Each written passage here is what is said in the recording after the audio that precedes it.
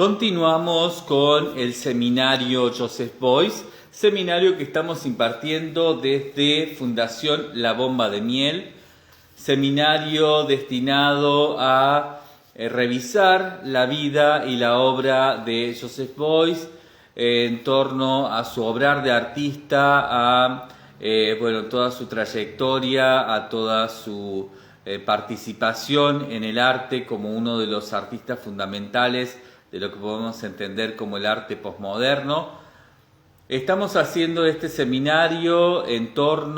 estamos haciéndolo girar en torno a los libros que tenemos en nuestra biblioteca, en Biblioteca Fabio Di Camosi, que es una colección de libros que tenemos aquí en Fundación La Bomba de Miel. En esta biblioteca tenemos varios, numerosos libros acerca de Joseph Beuys y algunos escritos por el propio artista. Estamos entonces analizando esta bibliografía, estos libros que tenemos en la biblioteca, y a partir de ello vamos expandiendo nuestro análisis y buscando otro tipo de conocimientos, relacionando algunos materiales específicos, buscando conocimientos alternativos, conocimientos transversales, conocimientos oblicuos. Hemos comenzado este seminario con una primera parte que giró alrededor de un libro específicamente biográfico, una biografía acerca de Joseph Beuys, escrita por Heiner Stackelhaus, una biografía aparecida un año después de la muerte de Joseph Beuys y que estuvo de alguna manera supervisada y también autorizada por el propio Beuys, ¿no?, en un trabajo de colaboración con Heiner Stackelhaus durante la investigación, la edición y el diseño del material a publicar y cómo publicarlo, ¿verdad? Asimismo, leímos en la segunda parte de este seminario el libro también titulado Joseph Beuys, igual que la biografía, ¿no?, de Heiner Stackelhaus. En este caso, el segundo libro que leímos, Joseph Beuys, de el autor francés Bernard Lamarche-Vadel, un libro sistemático publicado desde el sistema del arte en torno a la crítica de arte, y un libro que plantea en primer lugar una autoría compartida de Bernard Lamarche-Vadel con colaboradores que no nos dice específicamente quiénes son, pero sí nos aclara que uno de esos colaboradores fue el propio Joseph Beuys. Un libro interesante, igual que la biografía, para analizar algunas visiones sobre aspectos específicos de la vida y el obrar de Joseph Beuys, que según el punto de vista desde donde se los mire, por lo general cambian, y en muchas ocasiones cambian de manera radical, cambian en sus opuestos, digamos. Lo que Beuys tenía y tiene es eso, que según cómo se lo mire es cómo se lo encuentra. Beuys plantea algunas cuestiones, si no todas las problemáticas que en arte ha propuesto, en torno a la idea de datos, a datos que se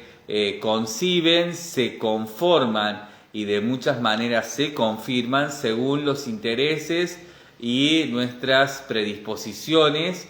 esos intereses que tengamos, nuestras predisposiciones a buscar razones en la obra, en la vida, en el obrar de Beuys, que justifiquen nuestras propias tesis.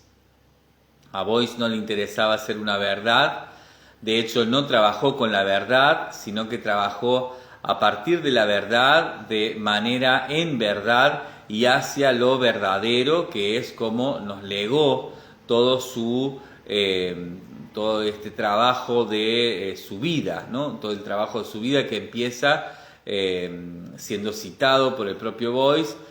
cuando era muy niño, ¿no? Cuando era muy niño, Beuys pone ahí el inicio de su trabajo como artista. Estamos entonces haciendo eje en estos libros, hemos venido haciendo eje en estos libros para la primera y la segunda etapa de este seminario, y ahora en la tercera etapa de este seminario estamos haciendo eje en el libro también llamado Joseph Beuys y que lleva un subtítulo Ensayos y entrevistas. Es un libro de Bernd Klüser. En realidad Bernd Klüser es el editor de este libro, un editor que también a su vez escribe un prólogo y una introducción, y luego hace una selección de tantos escritos de Joseph Beuys y algunos colaboradores como entrevistas que Beuys dio a lo largo de su vida. En la primera parte lo que pudimos analizar, y lo hicimos profundamente, fueron algunas tensiones que existen según quien cuenta la vida a modo biográfico, a modo de biografía de Joseph Beuys, y también según en la época en que se cuenta esta biografía. Las biografías de Beuys no son las mismas, en primer lugar, según quien cuente, según quien haya investigado y según quien escriba y publique, pero también difiere eso, además, según en el momento en que se haga. Avanzó mucho la noción acerca de biografías de artistas, tal vez incluso la disciplinariedad acerca de lo que entendemos como biografías de artistas, desde finales de los años 80, cuando aparece esta biografía de Heiner Stackelhaus que leímos, hasta el día de hoy. Avanzó mucho, cambió mucho, evolucionó mucho, son muchas las maneras y muy nuevas también en torno a aquella idea en plena transición de finales de los años 80 de las biografías de artistas. En ese momento ya era una manera de escribir acerca de los artistas y de sus vidas en relación a sus obras y a sus obrares, algo ya en crisis, ¿no?, para lo que había venido siendo lo que podemos entender hoy como la biografía clásica de artistas, ¿no?, que existió hasta aproximadamente mediados de los años 70. Hoy tenemos otro tipo de biografías, y la de Heiner Stackelhaus fue una biografía en el momento intermedio, en el momento de crisis de la primera noción de la biografía, de eso que hoy entendemos como las biografías de artistas a modo clásico, ¿no?, las biografías clásicas de artistas. En los finales de los años 80 eso ya estaba en crisis, y la biografía de Heiner Stackelhaus es una típica biografía acerca de Beuys, ¿no?, que hay algunas otras que manifiestan esa crisis, ¿no?, donde ya no buscan la verdad, ya no buscan lo que en verdad pueden afirmar, sino que están en búsqueda de lo verdadero que pueden proponer. No obstante, están como a medio camino todavía, ¿no? Es una biografía que está un poco a medio camino en todo sentido. Hicimos ese análisis, analizamos crítica y yo diría que muy profundamente todo lo que Heiner Stackelhaus nos contó en su biografía, y luego hicimos lo mismo con el texto de Bernard Lamarche-Badel, quien analiza a Beuys a partir de una noción sistemática, de una noción de la crítica de arte, una crítica funcional al mercado de arte, en este caso al mercado tanto privado, que podríamos entender al mercado más relativo a lo corporativo financiero, como a los mercados públicos, ¿no?, los mercados relativos a las instituciones públicas culturales, a las cuales, ¿no?, a estos dos mercados en realidad está muy cercano Bernard Lamarche-Badel en el momento en que escribe, en el momento en que investiga y que escribe y que publica este libro acerca de Beuys, que es el año 1984. Bernard Lamarche-Badel nos propone una hipótesis arriesgada que lo saca del lugar disciplinal y correcto de la crítica de arte y lo lleva hacia un riesgo de investigación que no corre solo, sino con sus colaboradores, y que va de a poco llegando a algunas conclusiones y finalmente a partir de la inclusión de algunos textos de entrevistas a Joseph Beuys, logra afirmar como tesis o de alguna manera logra proponer como tesis, diría yo que por lo menos desde nuestro punto de vista aquí en este seminario, logra realmente imponer, establecer como tesis. A su vez, y así como lo acabo de decir, tenemos un punto de vista aquí en este seminario que es el que está guiando esta selección de libros, su ordenamiento, o sea, cómo vamos a ir leyéndolos y qué es lo que de esos libros estamos rescatando y qué otras cosas estamos dejando pasar, estamos anulando o estamos literalmente no prestándole atención. En esta tercera etapa estamos leyendo entonces este libro editado, publicado por Bernd Klüser. Es un libro en el que Klüser tiene una muy pequeña aparición en el prólogo y en la introducción y luego lo escuchamos a Beuys en primera persona, tanto en sus textos como en los textos que devienen de las entrevistas que le hacen numerosos y diferentes tipos de profesionales en artes, en diferentes épocas también. Vale aclarar eso, ¿no? O sea, es una revisión, una selección que revisa diferentes épocas de entrevistas a Joseph Beuys desde los inicios hasta algunos pocos meses antes de su muerte. Bernd Klüser nos permite, a partir de esta selección y de una traducción bastante buena, podríamos decirlo, en términos de que es bastante cercana al lenguaje de las letras en artes, que es de Miguel Salmerón. Este libro, que está publicado en la editorial Síntesis en Madrid en el año 2007, tiene entonces la traducción, es una traducción del libro original de Klüser hecha por Miguel Salmerón. Es una traducción que conoce del lenguaje del arte, que conoce de las letras en artes y que podemos entenderla en ese sentido interesante y muy buena a los fines de que no se aleja de ciertas exactitudes que Beuys maneja en la complejidad de su discurso, en la complejidad del uso de las palabras en el idioma original, que es el idioma alemán, en su caso, ¿no? Escuchamos entonces a la voz de Beuys de una manera bastante fiel, si se quiere, ¿no? Por supuesto, esta es una opinión mía, esto es una opinión de este seminario, y habrá que ver cada quien qué opina respecto a esta traducción.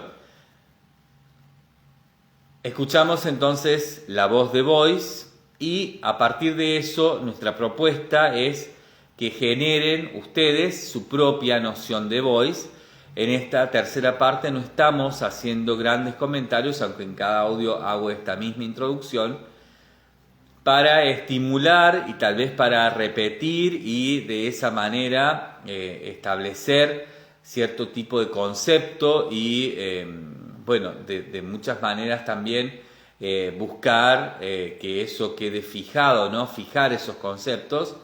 en torno a que a Beuys no se lo puede tomar de ninguna manera, ¿no? Como verdad, tampoco lo que él hizo como algo en verdad y difícilmente hoy incluso lo podamos entender como verdadero, ¿no? A Beuys, a lo que hizo, a lo que propuso, a lo que de él se ha dicho a lo largo de estos últimos 30 años. Beuys es un estado mental, Beuys es una manera de pensar, Beuys es una manera de establecer problemáticas que ha estado siempre ligado a algo que hoy entendemos muy claramente como la postverdad, y es un artista que tiene en ese sentido la potencia de este presente, de esta actualidad, de esta postcontemporaneidad en el arte. En ese sentido es que entonces queremos escuchar la voz de Boyce en esta tercera parte del seminario de una manera directa, sin que yo intervenga tanto, sin que pueda decir tantas cosas al respecto de él, y que podamos entonces encontrarle una manera de equilibrio a todo lo que hemos venido escuchando, tanto en la voz, en los textos de Heiner Stackelhaus, como en la voz y los textos de Bernard Lamarche Badel, analizados aquí por nosotros en este seminario, ¿no? O sea, 3 voces, podríamos decir. A partir ahora, entonces, de escuchar a Boyce, podemos ver y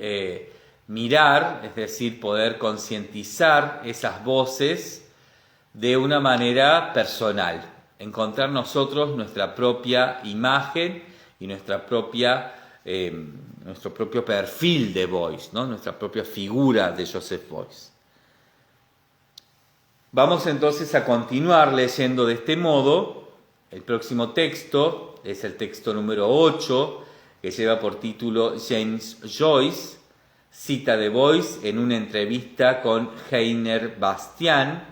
y Jeannot Simen. Esto ocurrido el 8 de agosto de 1979. Es un texto muy corto, así que lo leeré y daré cierre ahí al audio, o sea, terminaré de leer el texto, daré cierre al audio y continuaré luego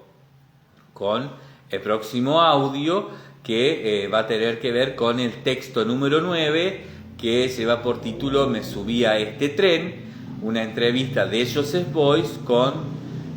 por Art Papier el 2 de noviembre de 1979, ¿no? O sea, no del autor, sino el lugar donde aparece la entrevista.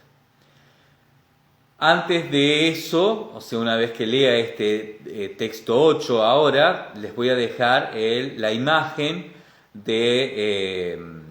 lo que aparece aquí en el libro de Bernd Klusser, una imagen que se refiere a este escrito de Boyce manuscrito con una intervención por encima, por decirlo de algún modo, ¿no? Esto lleva por nombre esta obra, esta pieza, Joyce con Trineo, y es del año 1985. Es una obra que, digamos, es previa, ¿no? a la muerte de Boyce, es una de las últimas obras de Boyce. Vamos entonces, es de la colección Klusser, perdón, me estaba olvidando de eso, ¿no? Es de la colección del autor, colección privada del autor. Vamos entonces con el texto 8. James Joyce, cita de Boyce en una entrevista con Heiner Bastian y Jeannot Simen, 8 de agosto de 1979. Dice: sí, existe un paralelismo y me he identificado con Joyce porque pienso que las cosas que cambian la totalidad del mundo pertenecen a nuestra conciencia y estas cosas han de ser realizadas, pues no se puede estar por debajo de esa pretensión. Pero si se quiere algo así, hay que cuidar de que estas cosas estén vivas y que de ellas irradie realmente algo. Uno no debe abandonarse detalladamente a los criterios formales y estilísticos, sino, como artista, solo al principio vital de la cosa como materia viva. Si no, en este caso, si no se alcanza esa materia viva, la cosa misma se destruye. Quiero decir que ese principio modificador del mundo ha sido decisivo para mí como ingrediente, como materia y puede decirse que también como medicina dinámica.